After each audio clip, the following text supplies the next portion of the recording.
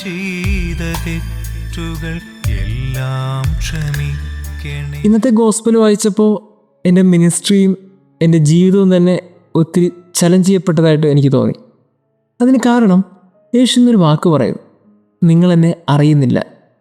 ഇത് സങ്കടത്തോടെയാണോ, ദേഷ്യത്തോടെയാണോ, അതോ സഹതാപത്തോടെയാണോ, ഏത് മനോഭാവത്തോടു കൂടിയാണ്, ഏത് വികാരത്തോടു കൂടിയാണ് യേശു പറഞ്ഞതെന്ന് എനിക്കറിയില്ല. പക്ഷെ എനിക്കൊരു കാര്യം മനസ്സിലാകുന്നുണ്ട്, യേശു ഈ വാക്ക് പറഞ്ഞത് യഹൂദരുടെ അടുത്താണ്. യഹൂദരോട് ഇക്കാര്യം പറയുമ്പോൾ ഇതിന് തൊട്ട് മുമ്പുള്ള പാസേജ് നമ്മൾ വായിക്കണം. ഏത് കോണ്ടെക്സ്റ്റിലാണ് യേശു ഇത് പറഞ്ഞത്? അത് കഴിഞ്ഞ് 2 ദിവസത്തെ സുവിശേഷ ഭാഗങ്ങളാണ്. 2 ദിവസം മുമ്പ് യേശു ബെത്സൈദ കുളക്കടവിൽ ഒരു തളർവാദ രോഗിയെ സുഖപ്പെടുത്തുന്നു. എന്നിട്ട് അവൻ്റെ കിടക്കയെടുത്ത് നടക്കാൻ പറയുന്നു. പിന്നീട് ആ കിടക്കെടുത്ത് നടക്കാൻ പറഞ്ഞത് വലിയൊരു വിവാദമാക്കി യഹൂദർ അവനെതിരെ ആരോപിക്കുന്നു. ആ ആരോപണത്തിനൊരു ഉത്തരമായിട്ട് യേശു പറയുന്നു, ഞാൻ ദൈവപുത്രനാണെന്നൊരു വെളിപ്പെടുത്തൽ നൽകുന്നു. പിന്നീട് അവൻ തന്നെ ദൈവപുത്രനാക്കി എന്നൊരു ആരോപണത്തിലൂടെ അവനെ വധിക്കാൻ അവർ തീരുമാനിക്കുകയാണ്. ഇങ്ങനെ നിൽക്കുന്നതിൻ്റെ കണ്ടിന്യൂഷനാണ് ഇന്നത്തെ ഗോസ്പൽ.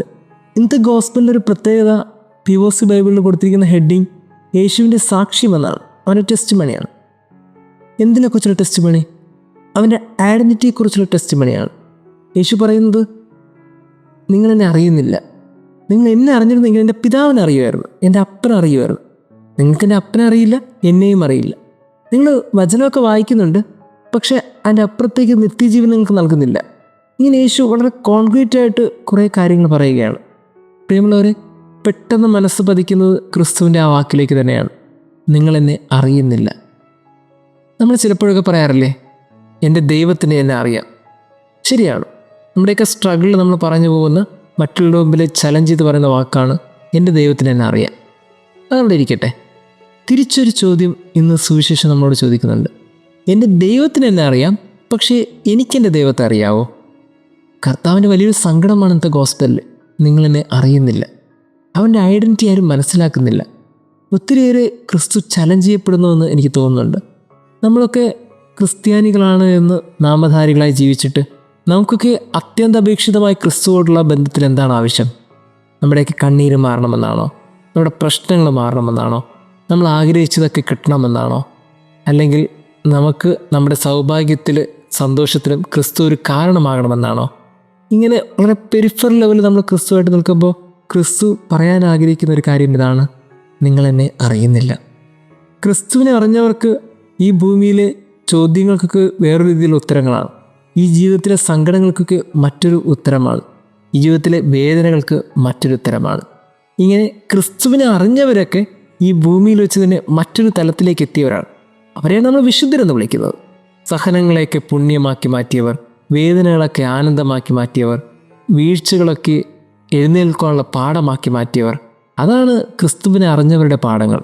പ്രിയമുള്ളവരെ, ഈ തപസ്സുകാലത്ത് ഇങ്ങനൊരു വാക്ക് ക്രിസ്തു നമ്മുടെ മുമ്പിൽ എടുത്തു പറയുമ്പോൾ നമ്മളൊക്കെ ചലഞ്ച് ചെയ്യപ്പെടണം. നമ്മുടെ മിനിസ്ട്രിയിൽ, നമ്മുടെ ജീവിതത്തിൽ നമ്മൾ ക്രിസ്തുവിനെ അറിയുന്നുണ്ടോ?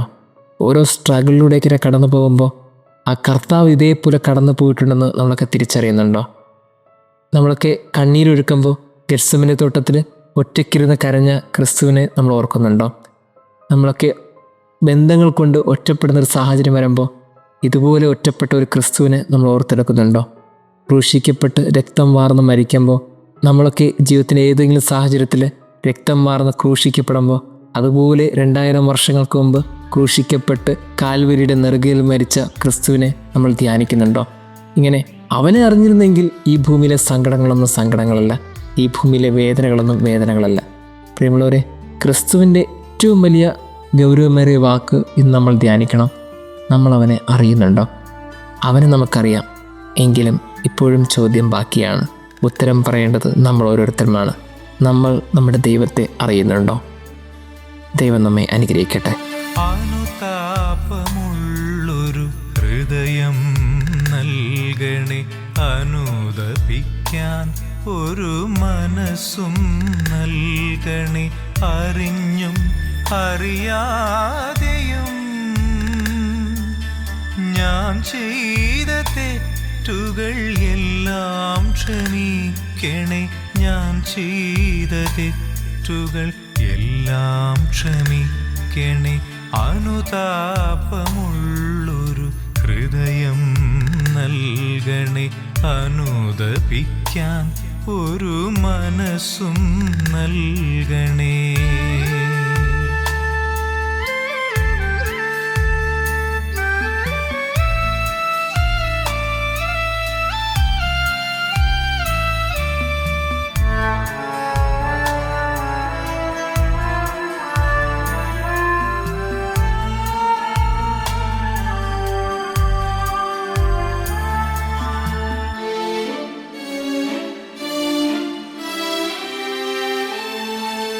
നിന്നെ മറന്നും നിന്നിൽ നിന്നകന്നും ഞാൻ നടന്ന വഴികളെ ഓർത്തിടുന്നു. നിന്നെ മറന്നും നിന്നിൽ നിന്നകന്നും ഞാൻ നടന്ന വഴികളെ ഓർത്തിടുന്നു. നിന്നെ നോവിച്ചും വേദനിപ്പിച്ചും ഞാൻ ചെയ്തതെല്ലാം ക്ഷമിച്ചിടണേ. എൻ പാപമെല്ലാം പൊറുത്തിടണേ. എൻ പാപമെല്ലാം പൊറുത്തിടണേ.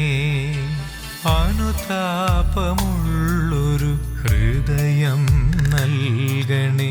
അനുതപിക്കാൻ ഒരു മനസ്സും നൽകണേ.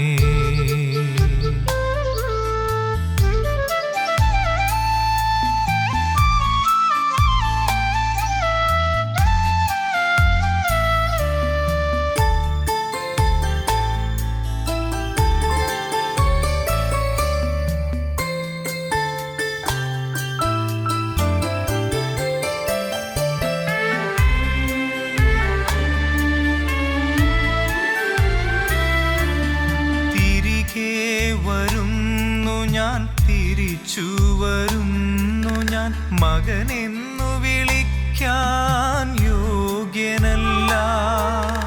തിരികെ വരുന്നു ഞാൻ, തിരിച്ചു വരുന്നു ഞാൻ, മകനെന്നു വിളിക്കാൻ യോഗ്യനല്ല.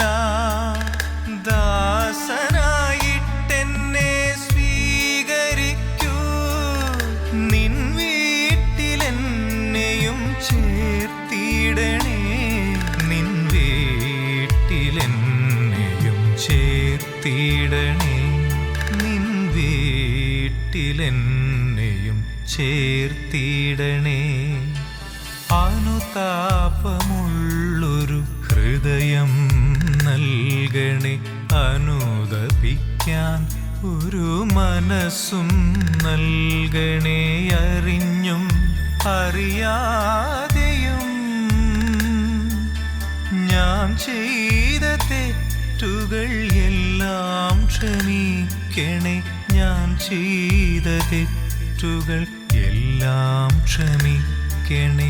അനുതാപമുള്ളൊരു ഹൃദയം നൽകണേ. അനുദപിക്കാൻ ഒരു മനസ്സും നൽകണേ.